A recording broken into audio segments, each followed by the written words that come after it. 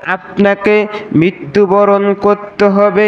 আর মৃত্যুটা যদি মুমিন হয়ে বরণ করতে পারেন, মৃত্যুবরণ যদি ঈমানদার হয়ে করতে পারেন, তাহলে আপনার স্থান হবে জান্নাত। আল্লাহ রাব্বুল আলামিন বলছেন, হে বান্দারা শুনে রাখো, তোমাদের মৃত্যু পর্যন্তই শেষ না। আমরা মনে করি আমরা মৃত্যুবরণ করব, তারপরে আর কোনো আযাব, শাস্তি বা শান্তি কিছুই হবে না। কিন্তু আল্লাহ বলছেন, তোমরা যখন মৃত্যুবরণ করবে, মৃত্যুবরণ করার পরে তোমাদেরকে আবার পুনরায় জীবন দান করা হবে। তোমাদেরকে পুনরায় জীবন দান করার পরে তোমাদের ফলাফল দেওয়া হবে।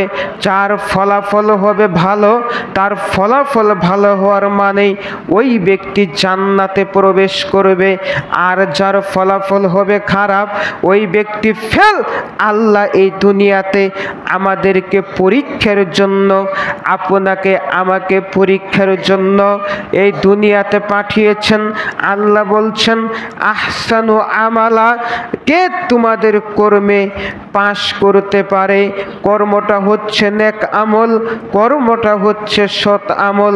আপনাকে বলতে চাচ্ছিলাম, আপনাকে বুঝাতে চাচ্ছিলাম যে একটা পরীক্ষা কেন্দ্রে ছাত্ররা যখন পরীক্ষা দেয়, তাদের একটা নির্ধারিত সময় থাকে।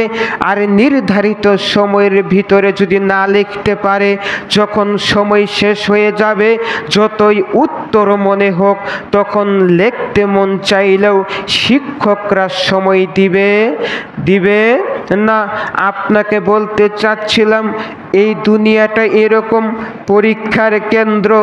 আপনি এখন আমল করতে চাচ্ছেন না, আপনাকে যখন মালাকুল মাউত আপনার রূহটা যখন ছিনিয়ে নিয়ে যাবে, ওই মুহূর্তে আপনি আল্লাহকে বলবেন, ওগো আল্লাহ, তুমি আমাকে আর একটু সময় দাও, আমি তোমাকে ডাকবো, আমি সালাত আদায় করব, আমি সিয়াম পালন করব, আমি সব আমল করব।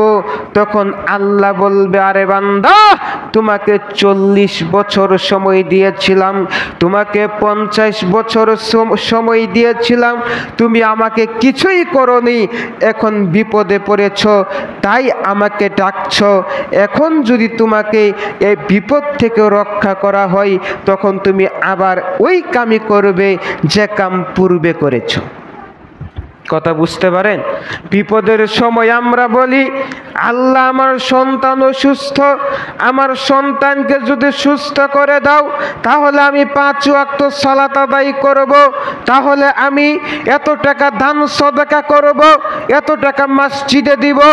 এইটা আপনি বলছেন। যখন আপনার সন্তান যখন সুস্থ হচ্ছে, 1 ওয়াক্ত সালাত আদায় করেছেন, তারপরে সালাতের কথা মনে থাকে না।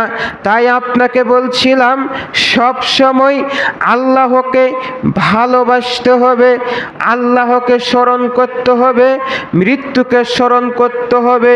সংক্ষিপ্ত সময়ে আপনাকে যে কথা বুঝাতে চাচ্ছিলাম, সেই কথাটি হলো, মানুষের রূহটা ছিনিয়ে নিয়ে যায়।